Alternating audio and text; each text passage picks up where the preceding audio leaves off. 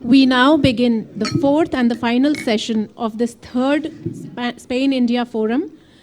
The topic is Spanish as lingua franca in 21st century.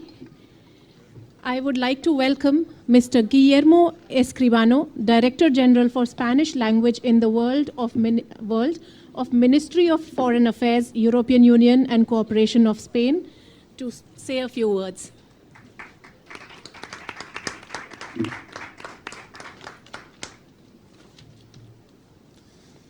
Authorities, ladies and gentlemen, dear friends, queridos amigos, आप सबको मेरा नमस्कार. Buenas tardes. It's a great pleasure to be here in incredible India, and please let me begin by saying that it is a great success that the Spain-India Council Foundation has included these two crucial topics among the main issues that make up the third forum. Cooperation in higher education, on the one hand, and the promotion of Spanish language, on the other hand. Allow me also to share with you a personal note. For a few days now, the work of Indian architect Balkrishna Doshi has been on display at the ICO Museum in Madrid. I was very impressed by this exhibition last weekend. And Balkrishna Doshi was awarded the Pritzker Architecture Award 2018. You know that Pritzker Award is like the Nobel for architecture. And Doshi, who sadly passed away last January, as far as I recall, he was a construction genius who signed numerous projects of academic institutions. I didn't know that. And schools and universities. His own house and his architecture studio were said to be a school of collaboration, tolerance, compassion, and humility. The exhibition in Madrid is presided over by a brief but irrefutable quote from Mr. Doshi. Education should serve to open doors, not one, but many. So I'm convinced that all of us attending this third Spain-India Forum share that same spirit and defend that the transfer of knowledge and learning are key to the development of our societies. Language learning is, without a doubt, a very important factor for personal and professional progress. And if the language learned is a global one, like Spanish, this learning becomes exponential. So this takes me to the title of our last panel today, Spanish as a lingua franca of the 21st century. It brings up precisely a fundamental topic, the dimension of Spanish as a global, as an international language. So what do we understand by lingua franca? Lingua franca is a language used as a means of communication between populations speaking vernaculars that are not mutually intelligible. The term was first used during the Middle Ages to describe a jargon or a pidgin, and this jargon was developed by traders at the Eastern Mediterranean, which helped bringing together diverse groups of people, and it served as well as a diplomatic tongue, a trade language. And in that sense, Spain can be, I'm answering to the question already, I think this is my personal opinion, can be a lingua franca nowadays. After the centuries, it's undeniable that one of the key features of Spanish language is precisely its international dimension. Carmen Noguera, the Secretary General of Instituto Cervantes, already mentioned it in her opening remarks this very morning. Almost 500 millions have Spanish as their mother tongue. It's 6.2% of the world's population. The total number of potential Spanish users is close to 600 million if speakers with limited proficiency and learners of Spanish as a second or foreign language are added to the mentioned native speakers. So it's the fourth place right after Hindi. And these almost 600 million represent 7.5% of the global population. So what about students? 80% of Spanish language students are spread across the USA, the European Union, and Brazil. Where are the Indian students? This is the big question today, apart from here in Cervantes, of course. Where are these students? Well, This is why this topic in the third forum of Spain and India is fundamental. So, and asking also maybe to the sir who was doing the last question about what the government is developing or will be doing in the next future, I think that new efforts are going to be added to those developed in the past by Instituto Cervantes and the Spanish Agency for International Development Cooperation through their Spanish assistantship programs, los lectorados, in India. We are very glad right now to have a new office of our Ministry of Education and Professional Training represented here by Javier Torres, a new office in the Spanish Embassy in Delhi, which is going to be instrumental for advancing in the cooperation in educational matters between our two countries. And as we have seen in the last session, inter-university cooperation will be equally essential, which is why it's also wonderful to have a handful of excellent universities represented these days in New Delhi and in a couple of days in Mumbai. And here in the panel we have Paloma Castro, who is the Vice Chancellor of the University of Valladolid, which is also heading the group, the reflection group on language tuition in the Council of Rectors of the Spanish universities. So in short, we want to take advantage of this beautiful, fantastic, very well-organized forum. I congratulate the organizers and the Fundación, Consejo, and the Spanish Embassy and the Instituto Cervantes and all organizers. Thank you very much.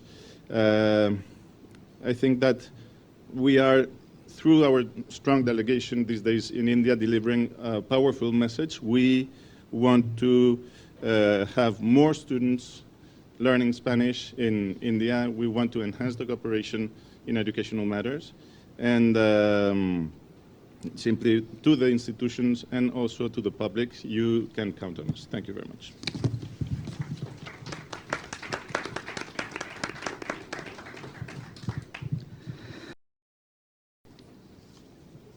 Director General for Spanish Language in the World from the Ministry of Foreign Affairs.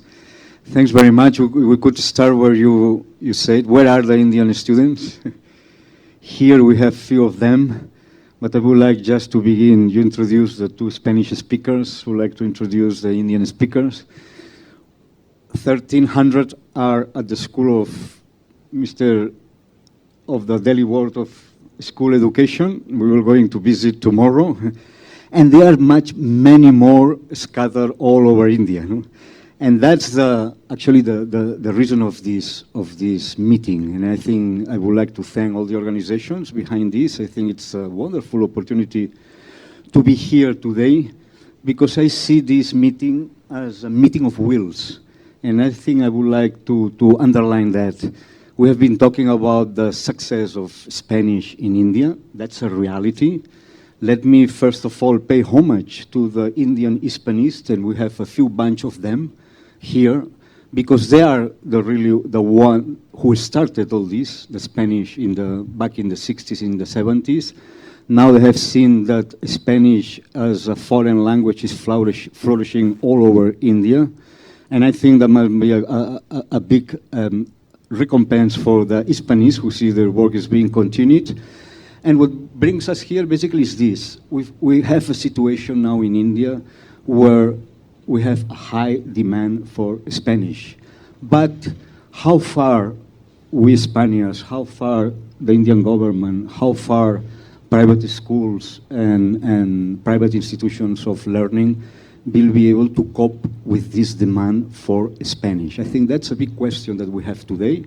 We will try to not to solve, obviously, because that's a very difficult thing, but at least to show where our will stands, how we can help the Indian government, and in general Indian education system to improve the expansion of Spanish. And we begin our panel with Javier Torres Hernandez. I would like to say, and he has been already introduced, he's right now the head of international relations at the Ministry of Education and Vocational Training.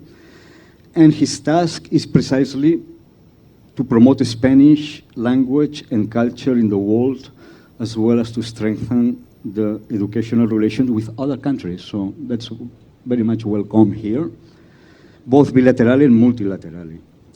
And I would like to say, and he will explain us, that at this time the ministry has an important network of consultancies abroad from where its catalog of programs is managed. These programs already have a long history behind and continue to be implemented in new countries. And as you say, you are already implementing some of these projects in India. We would like to hear much more about what you have in prospect for us, and please, you have the floor. I think you have a PowerPoint, right? Yes, right. Go here. Okay.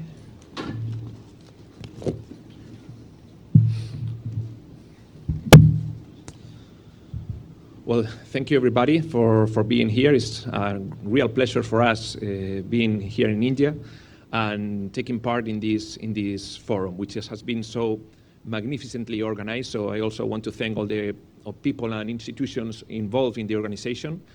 And well, let's now see what the prospects that we see from the Ministry of Education in Spain for the Spanish language in India. In the 21st century, Spanish has emerged as a powerful global lingua franca, transcending borders and connecting cultures. Next slide, please. Next, please. Yep. Its significance extends well beyond the borders of Spain and Latin America.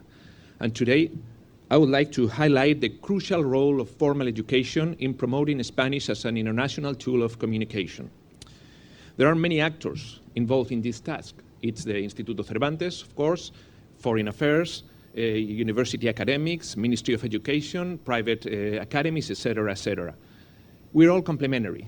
We all have a role to play, and only a coordinated and coherent action might take us where we need to be.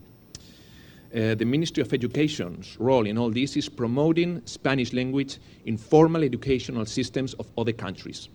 And this is quite a big task, because it is estimated that some 90% of all learners of Spanish language in the world do it in the formal education system of their countries. Next, please. And how do we do that? We have an extensive network of 35 of offices, of education offices in 35 countries, with actions in more than 50. In India, we used to have an office for 2 years, but unfortunately, it did not last. Next, please. But in the wake of G20's presidency, we knew that it was the right time to come back to India. We came to all G20 education working groups in person, and the last one of them, our Secretary of State, confirmed, next one please, that we were posting a new technical advisor at the embassy in Delhi. And she, Maria Eugenia González Medina, present here with us today, is already working hard for strengthening our educational ties. Next one, please. These offices implement a vast catalog of programs, next please, which has been designed to meet very different educational needs in very diverse countries. Next one, please. And the numbers are quite considerable. Every year, more than 100,000 students learn Spanish within one of our programs in the world. And every 2 years, we collect the data and reflect on that and publish this report, El Mundo Estudia Español, which is available online, and it shows what is the situation of Spanish in formal educational systems in the world. Next, please. But let's focus in India. The 2020 National Education Policy allows us to grow because it states that the Spanish language is one of the main foreign languages in the curriculum. 4 years ago, we started the Language Assistance Program, which has worked out pretty well in India. And because of that, every year now more than 300 Indian nationals go to Spain to help with the teaching of English language over there, getting an in-the-field experience in Spain. What could be the next step? Next, please. Well, we've noticed that there is a need for teachers of Spanish language in India. We could help with that with our training programs for Indian teachers of Spanish language in India, training courses for Indian teachers in Spain, and also we could implement some programs that have worked out pretty well in other latitudes, capacitating teachers of other subjects so that they could end up teaching Spanish in their own schools. And after that, why not? Next, please. We could bring about to India some of the most successful programs that we've had in other countries, like bilingual sections. It's a program in which tens of thousands of students have learned Spanish in several countries for more than 3 decades. And well, just to finish, next one please, I have just 2 final thoughts. First one is that we all know that India is a big country with a large population and an immense diversity. That is why what we have to offer cannot be something set in stone. What we have to offer needs to be adaptable, customizable, or tailored to the needs of this country and of every one of their states that might be interested in them.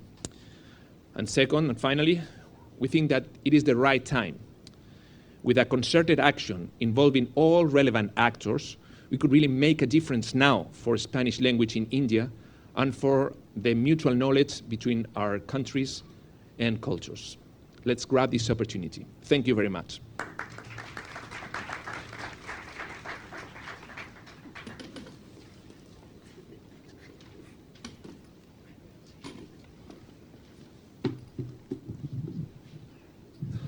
Thanks very much. Well, I would like to introduce next speaker, Mr. Himanshu Gupta. He's Director Education of the Government of NCT of Delhi. He's also chairperson of the Delhi Board of School Education and chairperson of a School of Specialized Excellence and Managing Director of Delhi Scheduled Caste, Scheduled Tribe, Other Backward Caste, Minorities and Handicap Finance and Development Corporation. Actually, Mr. Himanshu Gupta has been working, he's an IAS officer, and he's been doing a lot of training, learning through music program, which is also a very interesting aspect. But the main reason that brings him here today is basically that Delhi government approached the Indian embassy and the Instituto Cervantes, and we've been asking for assistance in providing 10 teachers to introduce the teaching of Spanish at government schools. This, as far as I know, and you correct me if I am wrong, is the first time that's being done in India. This was a dream for us because we've been very successful in implementing Spanish at different levels, including helping private universities in getting teachers. But to put Spanish at the level of government education, and I'm very happy that we have the Ministry of Education here because that's your task actually. And the fact that we are introducing Spanish at government school level, it changes completely the expansion of Spanish in India. Because for the first time, really, Spanish reaches poor students. Right now, they were always. And I think this is the first time that we put this model in place. And of course, Mr. Gupta, we'd like to know more about this, how you plan to go, if eventually even this model could be expanded to other states. Please, you have the floor. Thank you.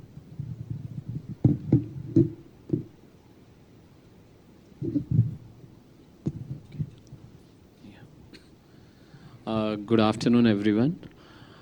So I would just like to share our brief plan of action on also how we went about starting foreign languages in our Delhi government schools. We went through National Education Policy Framework. It was talked about by Sir also. So in National Education Policy 2020, what the government talked about was that we must have a 3-language formula in India, but that 3-language formula generally in our country is English, your mother tongue, and one more regional language. But we wanted our students in government schools to learn, foreign languages also. Then we found out that there is something called skill education. And we thought that why don't we introduce language as a skill subject? Because that provides us an opportunity to introduce these foreign languages in our government schools. Otherwise, these subjects were generally offered as optional subjects to students. So why don't we introduce this subject in our boards as proper subjects, like, in class 10th and 12th, we have assessment of these subjects, and then board gives, marks to these subjects. Idea was that, so that our students start generating interest in learning foreign languages. So it was a very successful thing because our students showed a lot of interest. See, this is the first time that has happened that in government, state education department has gone and introduced foreign languages. I would like to tell you that in my Delhi government schools, I have 1.8 million students, 18 lakh students. And we realized that, if a person wants to learn any foreign language or any language for that matter, he or she must start as early as possible. It is very difficult to learn a language at university level, while it is very, very easy to learn a language at, initial level. So initially we started off with class 9th. That is also like a 13 or that's a 12-year-old child. But then we realized next year that why don't we introduce it from class 6th onwards? A class 6 child is around 10 or 11 years old. Now the challenge that we faced was, number one, identification of teachers. We are very thankful to Institute of Cervantes that they helped us in identification of teachers, because as a government institution, it is very difficult to frame recruitment rules and other sort of, qualification criteria of how to identify such teachers. So there came the, Institute of Cervantes, and they said, okay, we will assist you in identifying the teachers. So we kind of created contractual posts and we identified, teachers through them. The second challenge was that what should be the curriculum. So for that also, the institute came forward, and our teachers that were selected, they came forward and made a, curriculum sort of thing. And the third challenge was the books. Generally, when you have, private schools where these subjects are introduced, the books are relatively costlier. In our government school, majority of the students are not having the paying capacity. So we were very thankful that, a lot of publishers, and I believe Goyal publishers, they came forward and offered these books at very low price. So these three challenges, we found that if you are able to handle these three challenges, you can easily go in a big way in government school system also, because lot of students want to learn these languages, and the reason why they want to learn these languages is because they act as a skill for these students. They will have opportunity, number one, in India to work at various, there are a lot of Spanish companies that are coming in India, so they will have that opportunity. Some of them will get opportunity to work in America, or South America and North America, United States, or in southern parts of America, where Spanish is spoken, as the main language. And then again in Spain. So that's why, we have found out that if it is introduced as a proper skill language, and at early age we are able to tell our students, how they can excel in it, what are the opportunities that are available, many of the students will come forward. In fact, I would like to tell you that we even found that our students shown interest in learning Japanese language also and German also. So even we have started online exchange program with schools of right now with Japan, because Japanese foundation, they started off these programs. So we are finding that these things are actually creating a lot of interest in young students, and that is what is required. Teachers' identification is again a very challenging task, because this time we realized that, when we advertised the post also, we were not able to find, adequate number of teachers, because perhaps this is the vicious cycle that if you need to have teach and have teachers, and only then you can expect students to learn, and then again they become teachers or wherever opportunities they get. So I think it is very, very important that the Ministry of Education, Institute, they come forward and they focus also on, continuous professional development that was written. That is, I think, very, very important that in-service training is provided to these teachers. Students are also taken on exchange programs. We find that at many places our students and teachers are taken for some exchange programs also to just see what is, to go to Spain also. And because we have few of our teachers, Goethe is sending them to Germany, Berlin, to learn, to develop further, competency in subject and also teach it to as many kids as possible.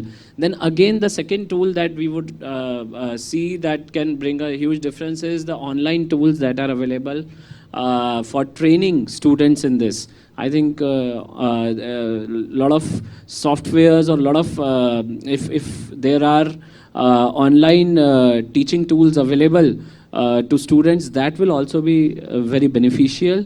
And I think if institute, like we as board has adopted this strategy, if institute approaches central board of school, CBSE, other boards also, I'm sure a lot of students will come forward, a lot of schools will come forward to introduce the language, and it has a huge potential. We also see it as a win-win situation, because our students, if they learn this language and culture, definitely they would be interested to work in, in Latin American countries, in Spain, in US.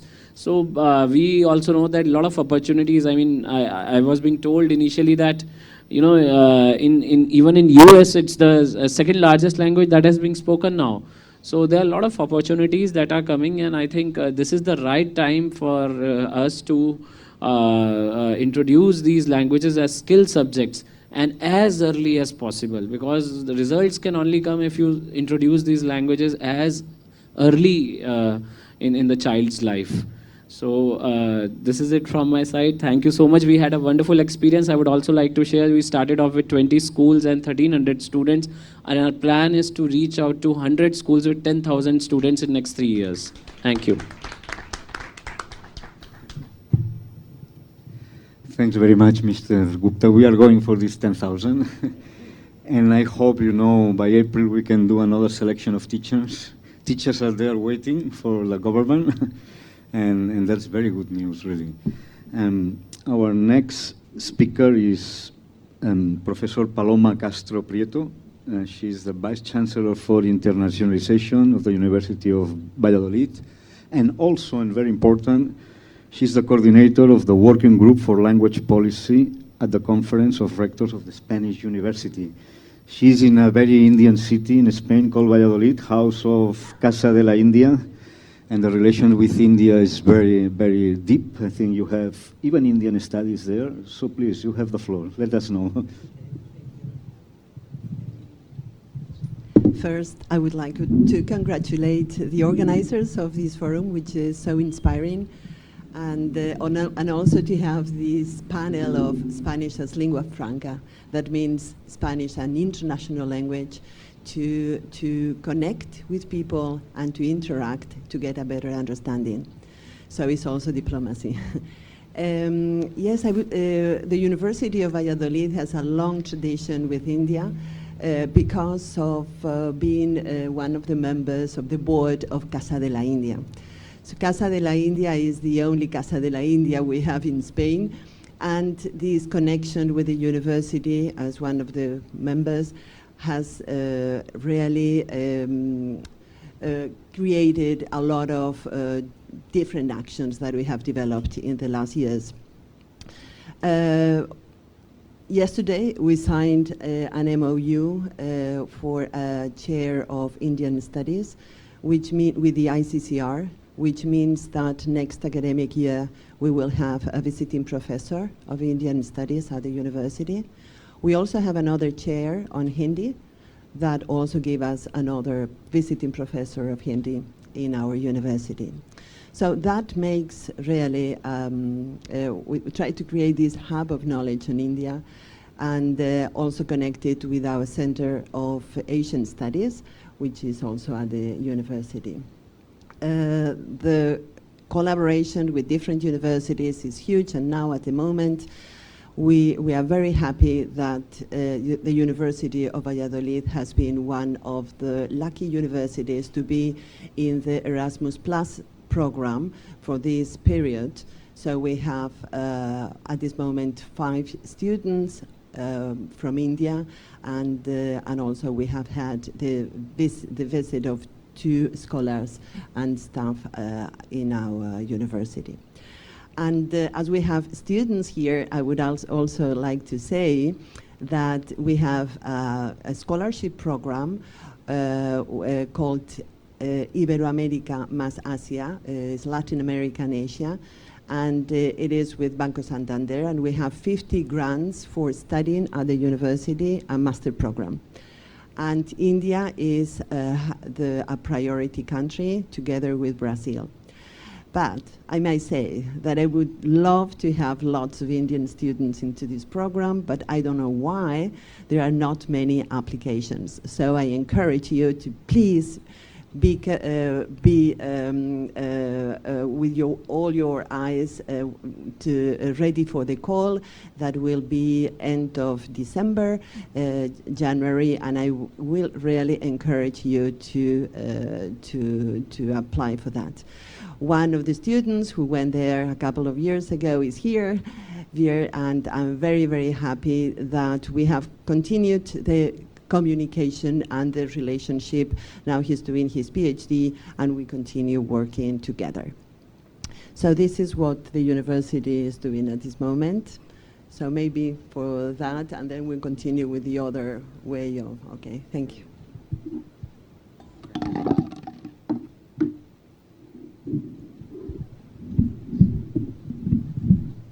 Thanks very much, Paloma. We'll have some questions after. So our next speaker is Mr. Ashwani Goyal.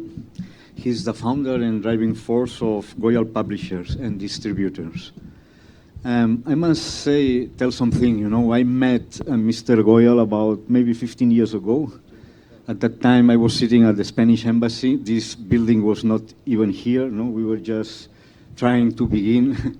And he came to me with a proposal to try to publish Spanish books in India at a lower price. And this is not an easy task, actually. And we struggle a lot. We didn't succeed, you know. I left India without, you know, seeing those books. But when I came 7 years back, those books were here. They were published from India, from major publishing Spanish house. And the dream had come true during all these years, and Mr. Ashwani Goyal had succeeded in convincing Spanish publishing house which is a very difficult thing. And this has gone through different phases. But one thing I want to make very clear. 15 years ago when we came, there were no manuals, there were no texts. And we've been complaining a lot about but this has changed. See, now, unlike 15 years ago, there is a lot of Spanish material in India, and this has been, never is enough, we will come more. So we would like you tell us about this journey and where we stand now, because I think there have been advancements and going behind. Also, please tell us the situation about textbooks, Spanish textbooks in India. No, just to, first of all, thank you very much for me being here. Spanish is one of my, or is my favorite language. And to tell you how many books we even have a book written by Mr. Pujol, the dictionary from Spanish to Sanskrit, and also Catalan Sanskrit, or Sanskrit to Catalan, something. So he's a scholar of Sanskrit, and when I met him, I told him there is a very huge demand for Spanish books or Spanish learning.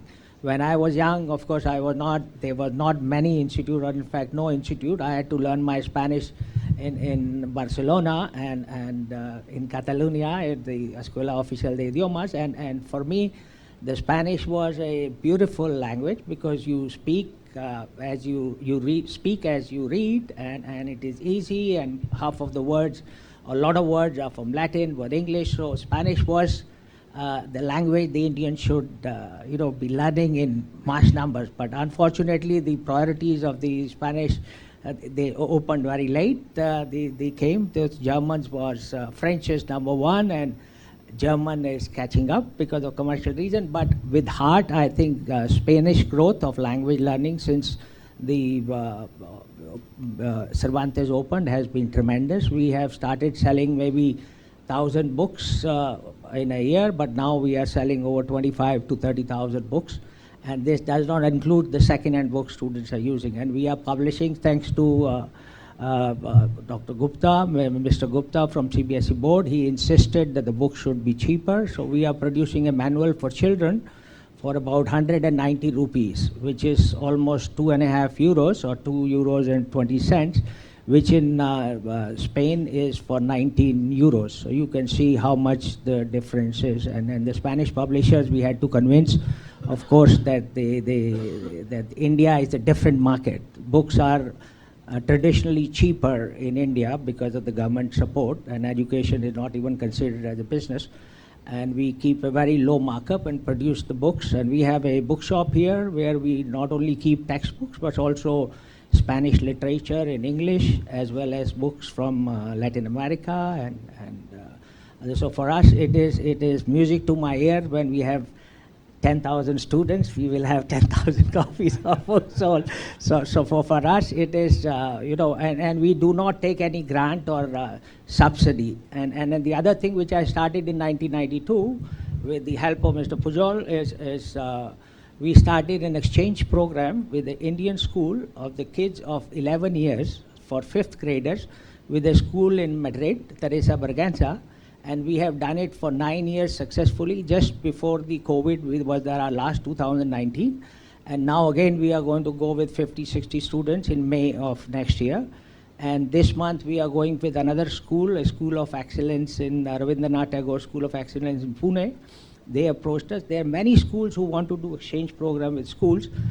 And the thing is that they want the students to come back also. But in Spain, there is lack of, actually, Western press is mostly bad news about India publicized a lot. So people are a little bit scared of coming to, especially young students. But we have been successful of bringing almost 200 students in 10 batches of 11 to 12 years age with 4 teachers. So this is a very, very inspiring, traveling is the best means of education. And these kids, I know they are now going to the Spanish universities. They started when they were 12 years old. And now they are 22, 21, and I meet many of them. I don't even recognize them. They come and touch my feet, and they are studying in Spain, and it's wonderful. And they have friends over 15 years. So I think languages connect, and traveling and language is 2 passions which I have, and I'm very thankful for giving a chance to speak about whatever I do, little about the languages. But I think for me, making books affordable is our name. Very much. Thank you very much for that. Well, we could open the floor if you want already, or just keep the conversation between us. But let's open the floor because I think there are always a lot of questions in the audience. Hola, buenas tardes. Mi nombre es Syed Mashur, vivo de Kerala. So I am a Spanish language student. I am studying last 3 years. I already studied in Spain also. So since it is a special session for a Spanish language, I would like to ask you one question. So is there any scholarship program or any funding to learn Spanish in Spain?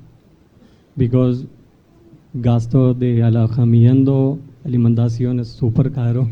So I would like to ask you is there any way, because I am coming from Kerala, we don't have a well-known Spanish institute in Kerala. At the same time, we have 2 Gyode syndrome in Kochi and Tirunelveli. So I have very limited knowledge. So I'm coming from Kerala, 2,000 kilometers from here. So I would like to have some knowledge about. Thank you. Gracias. Cool. Well, thank you for your question. I just can speak on behalf of my ministry. And well, we don't have scholarships per se, as you said, but we have this program that I mentioned earlier, this language assistance program, which is about to come out now in a couple of weeks or so. The public call will come, and that is an opportunity for Indian nationals to come and apply. I mean, there are some requirements, of course, if you meet them, for English knowledge and a little basic of Spanish knowledge. It's going to be A1. You can apply for it, and it allows you to be there for, I think it's 8 or 9 months in Spain, working in a school, helping the teacher of English. So it's not a scholarship, but I mean, it could be an option for many people. 320 last year in Indians. Thank you.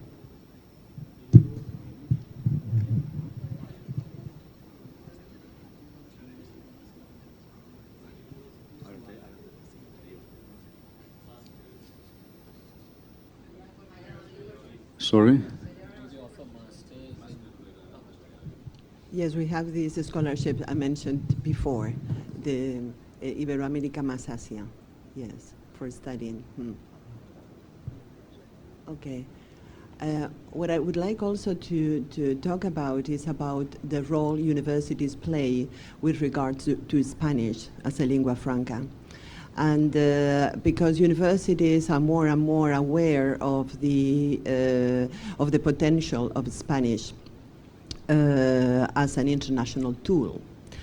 So in the strategies at the universities, we have moved from a strategy that was oriented from inside to outside, that is trying to develop mobility programs, trying to create bilateral agreements with other universities. But we have moved now to another position in which we try to attract more, an internationalization that is from outside to inside, in the sense of having a more inclusive internationalization affecting to more students. So in that sense, we are, the internationalization strategy at the universities is more to receive and attract students. So in that sense, we try to get more and more funding, scholarships. We try to promote Spanish, because we know that Spanish is an attraction. And also we try to deal with this quality, because Spanish universities, they are very high quality universities. They are, the public universities are funded by the government, a lot of it, so the fees are very low. But on the other hand, we have never wondered about rankings. But now it's time. We moved also in that direction, and we are aware that it is important to be in rankings. But before that, we were not aware. We knew about our quality, because quality in higher education institutions in Spain is very, very high. But we didn't use that language. Now we understand that we need to talk about that. So quality and Spanish, they are factors for internationalization of our universities. So in the working group that we have at the Rectors' Council, we identified, we were reflecting on how could we work at universities towards making Spanish as an asset in our universities. So we did a survey. 33 universities in Spain answered to that survey, and what we saw is that most of the Spanish courses at the universities are in the language centers. So that is, there are language and culture courses. As my panelist colleague said before, learning a foreign language from the beginning is very important, because you are more flexible and the pronunciation is much better.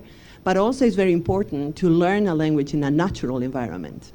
So learning, going to a Spanish university or going to Spain to learn the language, it will be a great benefit in the proficiency. So we identified that most of the courses were at the language centers, but also we thought that there is more and more interest on faculty-led programs. For example, going to learn Spanish, for example, for making business, or learning Spanish for tourism, or learning Spanish for medical purposes. So another way of focusing the knowledge of Spanish, not just related to culture. Language and culture are they are together, they cannot be separated, but also to have this academic perspective and getting more and more departments involved in the teaching of Spanish. So this is one of the challenges we are facing, trying to make a bigger offer, a wider offer at the university of courses of Spanish, but related with non-linguistic content. That would be, for example, short courses, and also we have in Europe now the micro-credentials, which is, you obtain some credits. So maybe with that way, that would be also related to the challenge in the other panelists from the panel related to the accreditation. This is and recognition. This is very important to establish this collaboration between India and Spain, the recognition of our credits. Another thing we realized in our study is that the assistantship is not very big. We have assistants, language assistants at the universities, but not very many. For example, at my university we have 10 going abroad to different countries, mainly to United States. But we wanted to increase the number. Also, we think that it's important to increase the number at the universities. And another thing we identified is the importance of having language centers or centers in other universities. So we opened this opportunity also with Indian universities to open centers at the different universities, and also to increase the number of assistants. Thank you. I got a question. Yes. Let's go by you first, and then please start. I have a question for Mr. Pujol. Yes, sir. Mr. Pujol, I suppose. Thank you.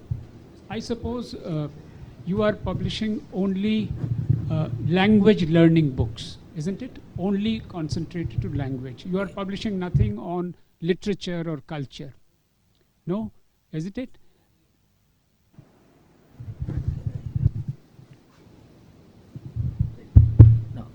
No, we are actually, we are market oriented. We have done a lot of, but like for example, Professor Viva Morel Don Quixote in Hindi, we are selling now on net. But normally, these kind of books, the literature, Spanish literature is available in English, already translated.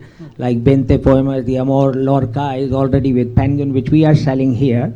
So literature per se to publish is not a very huge market. But of course we do publish research papers by Spanish, by the Delhi University, for JNU also sometimes ask us to publish small magazines and okay, thank you. Now what is the process of selection of these books on languages? How do you select? No, we select because we are representing over 10 Spanish publishers here in India, and in fact they do a pilot project, and it is Cervantes which selects the book. Our job is to make those books affordable at a cheaper price. Because there are many Indians, Spanish teachers in schools who are also writing, books on language books, and they find it extremely difficult to actually approach anybody to get them published. And although they may have a good quality, but they are always finding it difficult. Can you create an access for these Indian writers of language books in Spanish? Do you have any plan to sort of? Yes, Professor Ganguly, I am sorry, but right next to you is one of our authors sitting. She has written a book on Spanish language. I think next to you or somewhere here. Yeah, she's right there. Yeah, she's in front of you. I'm sorry. The light is so strong that it is difficult to see. She has written a book on Spanish with a Venezuelan or Latin Spanish perspective, and which we are selling also. It's called Mundo Latino. Mundo Latino. Viva Latino. Tres libros. And we are also doing Spanish books for kids. But you see, the thing is the research and the efforts put by a Spanish publisher or German publisher to create a book. And then nowadays with LMS and with all the other paraphilias, with the language, audios, videos, it is very difficult for the Indian authors to produce that kind of quality. So what we do is we have offered to the Spanish publisher to adopt the book by Indian authors. For example, we are doing... Mr. Goel, I'm so sorry to intervene.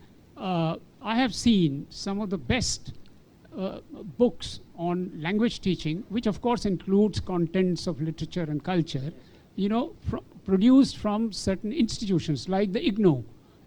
I have seen some of those books, very good books. I do not know whether there is any possibility for you to consider those books being, coming out in print for a bigger mass.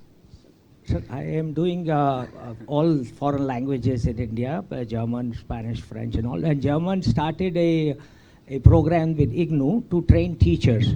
And they produce 4 books, 4 manuals for making teachers distance learning, because Germans realize, like the Spanish are realizing now, that there is a huge demand for learning language, but huge shortage of teachers.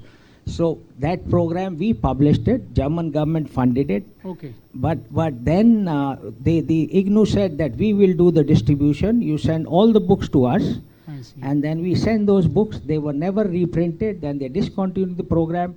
And the Indian bureaucracy, I'm sorry to say, they have mottos is very good, but we still are sitting with this book. They have never given us an order. And they said, you submit the negatives to us before they give us the money, because part of the money was given to them. So we are very open to publish. We will do many Indian authors. We are doing for children books also, Indian authors, Pass, and we have many books for schools, which we are doing because of the quality and affordability.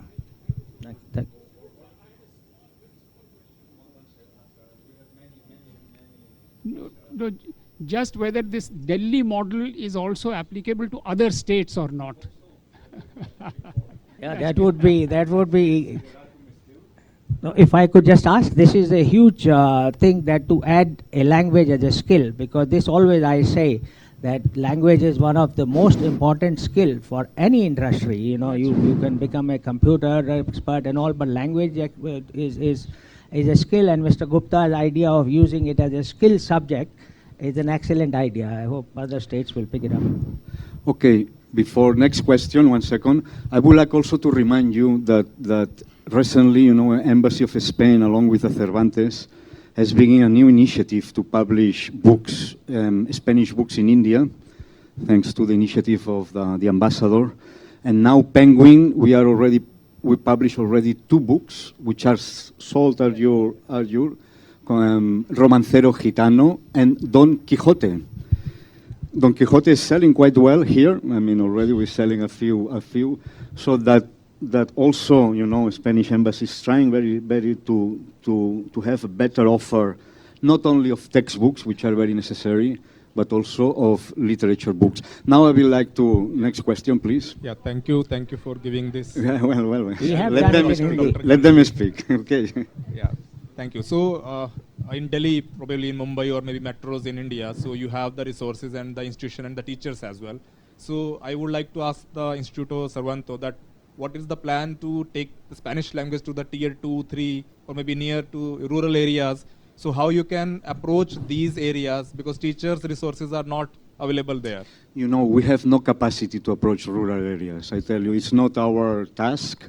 That we have, really the several governments, and I am told that in Telangana, EFLU, it's already teaching in rural areas.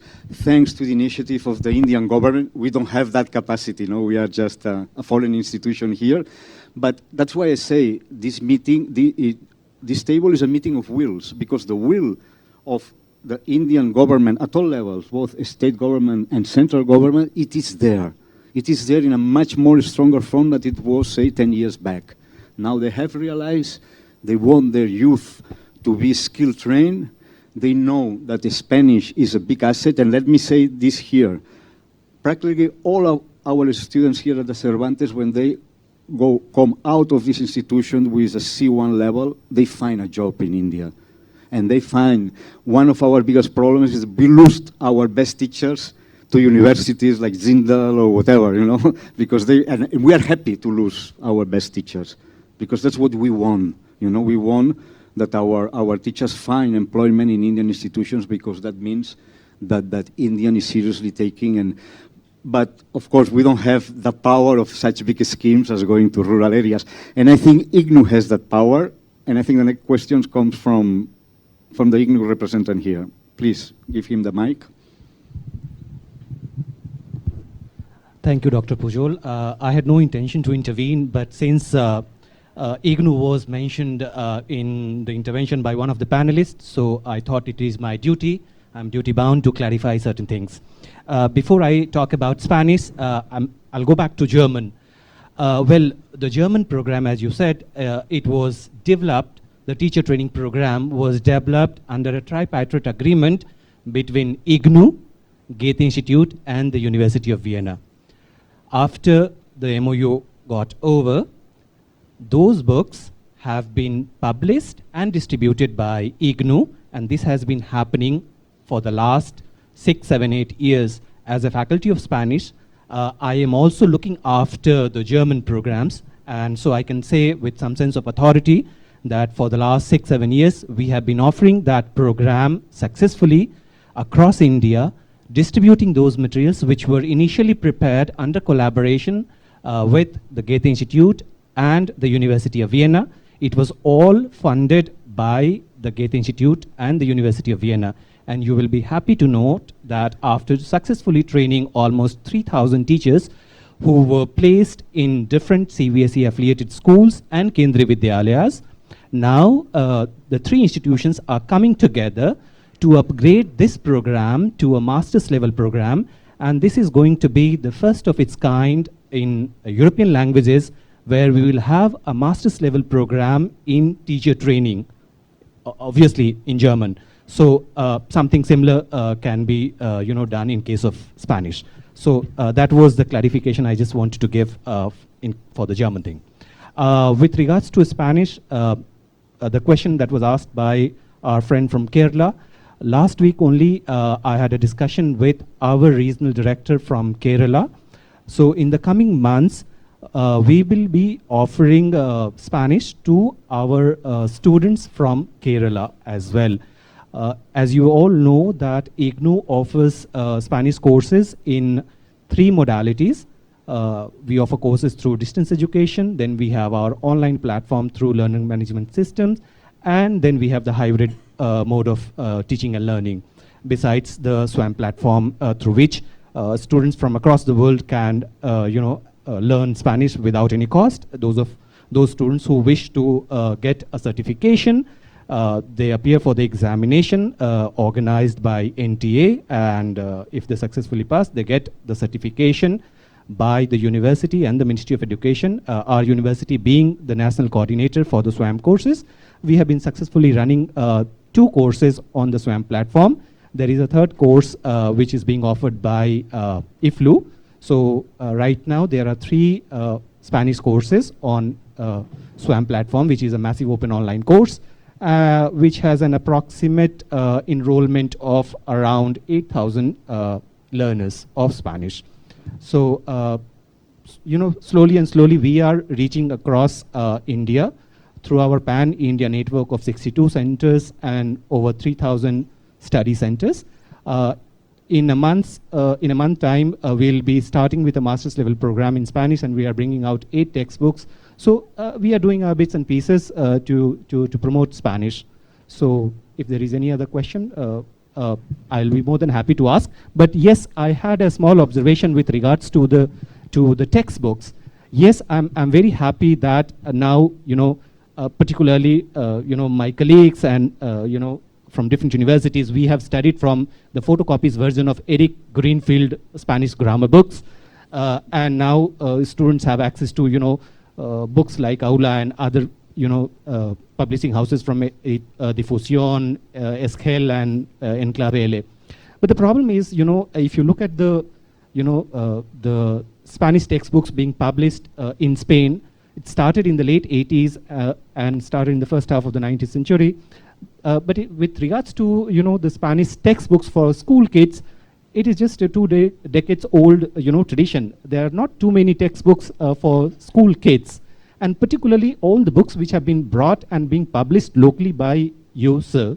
I don't know if you have carried out any study on the needs of the learners, whether there has been any effort to adapt those textbooks as per the context of teaching and learning of the student based on the particularities, possibilities and peculiarities of language teaching, because most of these textbooks have been prepared from a monolingual perspective for students learning in context of immersion, whereas we are in a multilingual context, heterogeneous group in a non-immersion context. So there is a lot of work that needs to be done because, as teachers, when we interact with, teachers and students from school kids, particularly from schools, CBSE affiliated schools, we get a lot of, complaints from teachers that the examples that are given in those textbooks or the methodologies, they are not context sensitive. These are not as per their needs. So I think if some effort can, all these institutions who are representing in this forum, if some effort can be made in that regard, it would be great. Thank you so much.